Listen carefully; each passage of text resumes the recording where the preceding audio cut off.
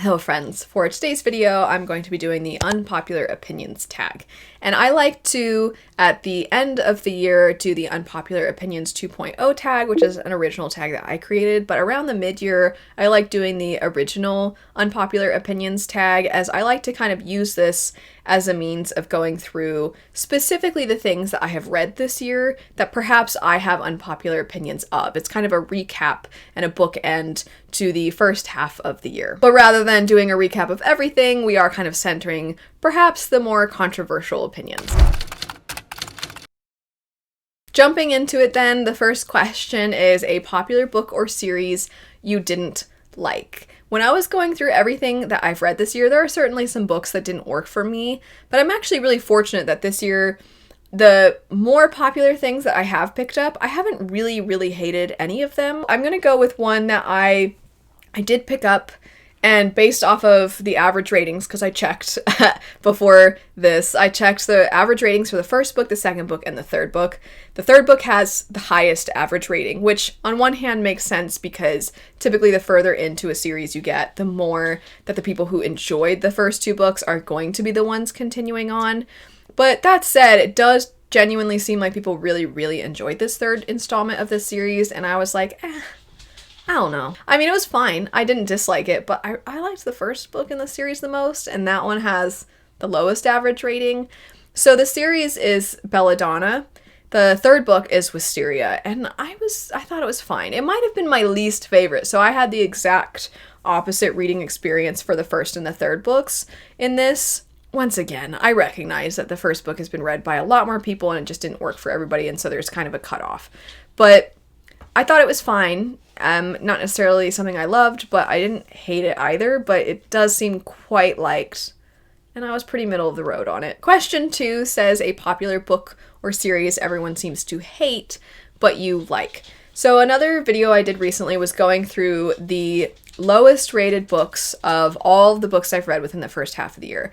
And I was relatively surprised to find that The Doll Makers, which is a somewhat new release, I was really quite surprised to see that that one has among the lowest of average ratings for all the things that I've picked up. It was my fourth lowest rated book of everything I've picked up this year. And because I am trying to focus on things that I've read within this first half, I recognize that saying a popular book or series, that the level of popularity for things that I've read this year is not going to be the same as if I were to extend this into all of my reading.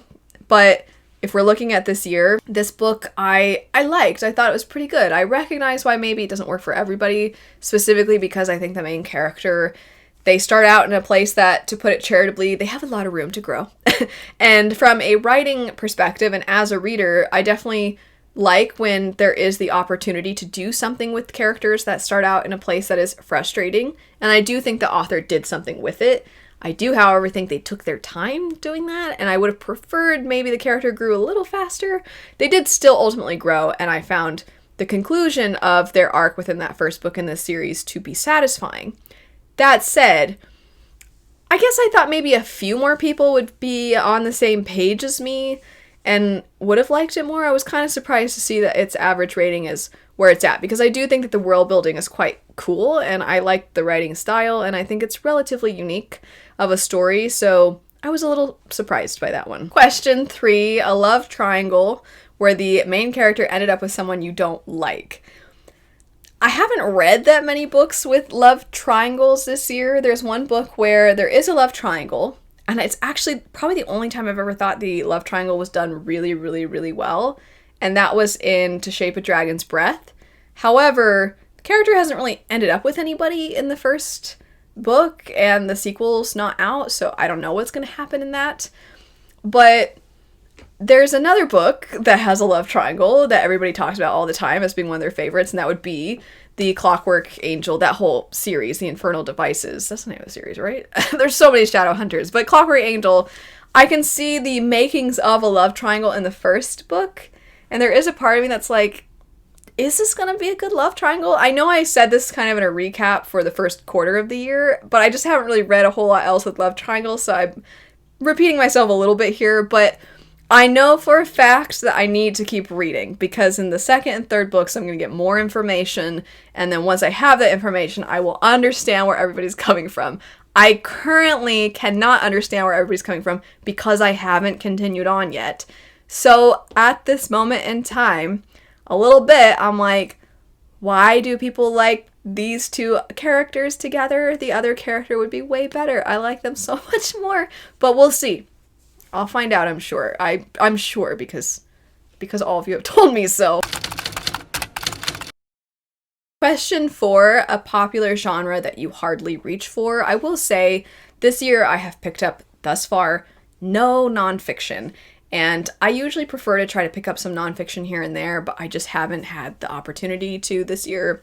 And I don't love that because I do think it's important for me to occasionally, at the very least, pick up some nonfiction. If you have some recommendations, feel free to leave them also. But I'm also going to zero in on a subgenre that I'm recognizing. I think I actually quite like this. I've just not read a whole lot of it. And I mentioned this in a recent video, and that would be eldritch horror fantasy. That's a pretty specific subgenre. And I was talking about it in relation to Grave Empire by Richard Swan. With that having been the 4th book by this author I've read, and me further understanding what I was trying to describe every time I described the horror elements in that story, I do think that more of that sounds great. I just have no idea what to pick up, so I also am going to try to look into some recommendations for that subgenre as well. Next up, a popular character that is loved that you don't like. I'm so sorry. I'm not going to say a book character. I'm going to say a video game character from a very popular video game that I've picked up this year and played a lot of, and I really like. And okay, the character Verso in Expedition 33. On one hand, I'm like, yeah, Verso's a really interesting character. And on the other hand, I'm kind of like, Verso's kind of the worst. Verso is kind of one of the worst characters as far as not how they're written. At the very least, there is a scene. I'm trying not to spoil things. They're selfish, I think. Or, well, some people would say they're not. And some people would say, like, oh, they're just willing to accept things as they are. Over on my side channel, I'm having a heyday with Expedition 33. I'm going to be making so many videos about this. And I've already made some videos about it. And I plan to make many more because I have so many thoughts about that game. But, yeah, Verso, there is a scene where a character's like, hey, could you have done this?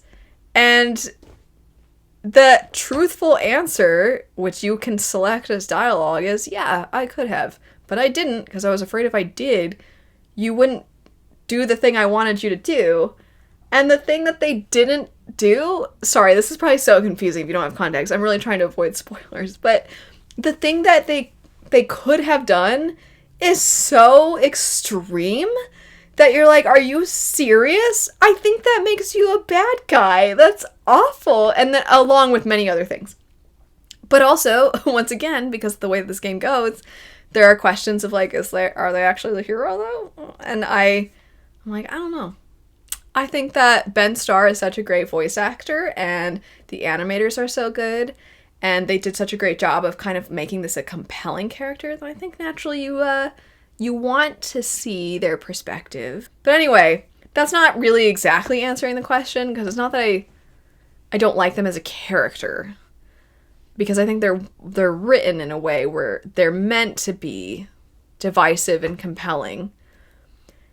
But I just think if I was in the scenario that the one character was in and I found out that they could have prevented something, I would have lost my mind. I would have been like, I'm gonna kill you. But I'll leave it at that. The next question, a popular author you can't seem to get into. So a book that was coming out within the last chunk of the year that we're kind of recapping here would be a new book by Adrienne Young. This is an author who I always think the synopses of their books sound like something that I might like. And I never hate my reading experience at all. I just always read the book and then kind of close it and think like, that was a book. And if you ask me what happened, I can tell you, but it's like I have no emotional connection. It's like, this is what happened.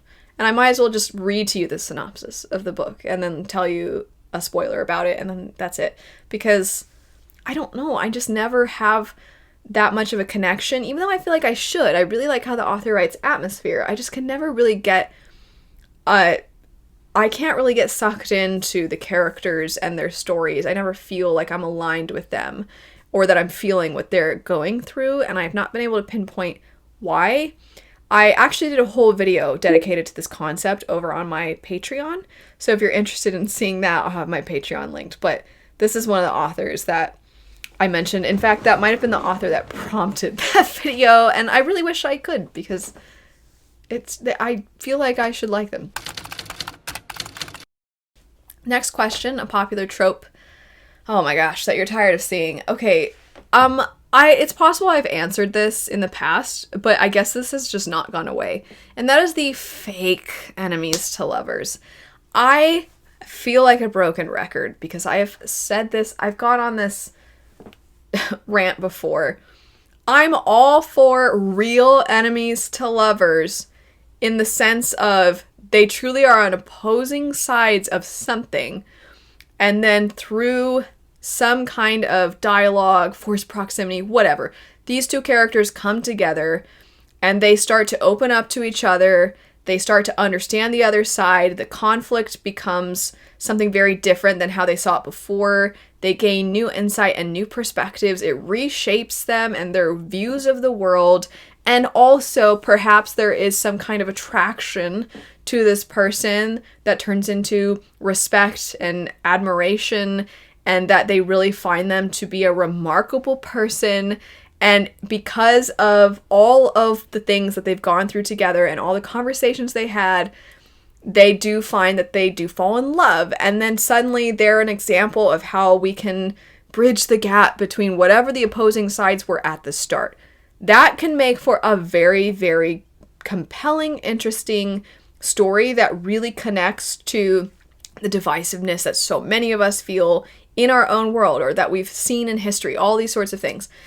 But instead, it's always like, my dad and your dad hate each other, and now we're going to school together, and so you're my enemy, even though I think you're super hot. And it's just like, oh, that's not enemies to lovers. That's not enemies to lovers. Or it'll just be like, I'm sorry. I know a lot of people really like Fourth Wing, and I'm not trying to hate on it constantly. And I'm not even really hating on it. I just really didn't like, it was almost that exact thing I just described of my mom and your family, like, they don't get along because they've messed with our families. And now I'm going to this school and I'm being told to watch out for you. And then the second you see me, I'm like, oh dear, there he is. I better avoid him. But also, is he so yummy? And I'm just like, oh my gosh, that's not at all what I was describing about, like, the way that we can see the world through a different lens and we can grow to understand each other and have more empathy and compassion. It's not that. It's like, I can't wait to, I don't know, I'm gonna stop. But I hate it. That's not what that is. And it just feels like everything is labeled that because it sells. And it's bothering me. Next up, a popular series you have no interest in reading. So I'm just going to mention an author who has a new book that's coming out, once again, because I'm trying to have this pertain to my reading of this year. And I will say I've only tried one thing by Gabriel K. I'm not sure how to say the middle name there, but I really did not like the one thing I tried. And I've heard really amazing things about other works by this author. And they have a new book coming out, and I've seen a lot of people who I often align with on our tastes and stuff, or we have at least somewhat similar tastes or interest in similar books. And I've seen a lot of people excited about this. I do care. Maybe I'll try another one of these days. But the one I tried, I was just like, oh boy, no. And then last for today, a book is better. Oh, okay. This is the one that says, like, the saying goes, a book is better than the movie. But I don't know why I'm doing that voice. What's a time when the adaptation was actually better than the book? And I haven't really watched any adaptations this year. That's not true. I have, but I haven't read the source material. So as an example, I have loved Apothecary Diaries. I actually started it last year, and I'm continuing to love it this year. So I watched that. And also, I don't know if I'm saying this right, but Yatagarasu, I can't read the original work because it's not translated yet. But I watched the anime and I thought it was pretty awesome. So I don't think I've watched any well, okay, I also watched Daredevil, the new season, and I thought it was awful. I hated basically everything about it except for the acting. The acting was very good, but man, I did not like it. I actually have a whole video having a conversation with my friends and my husband where we're talking about Daredevil Born Again. I was so excited for it, and I thought it was terrible. But I also haven't read Daredevil, so I can't really answer this question because there's nothing where I can definitively say I thought the adaptation was better. I sure hope that Daredevil Born Again wasn't better than the source material, because that would speak volumes about the source material if this was an improvement upon it. I'm so sorry if you really liked Daredevil Born Again. I can't get over did I ever tell you about the time I took Taekwondo? Which, if you've seen it, you'll know how random that moment is. It's so random. Anyway, that's it for some unpopular opinions for a bookend to the first half of the year's reading, but centered on possibly more controversial opinions. Let me know if you have any answers to any of these that you wanted to mention. You feel free to do so in the description bar down below. I'll have any relevant information, okay, you put things in the comments. I put things in the description bar. So you comment if you feel like it, and I will put relevant information in the description bar. Anyway, how many times have I said this and I still apparently can't get it right? How many years in? Thanks so much for watching. I hope you have a great rest of your day, and I'll see you later. Bye.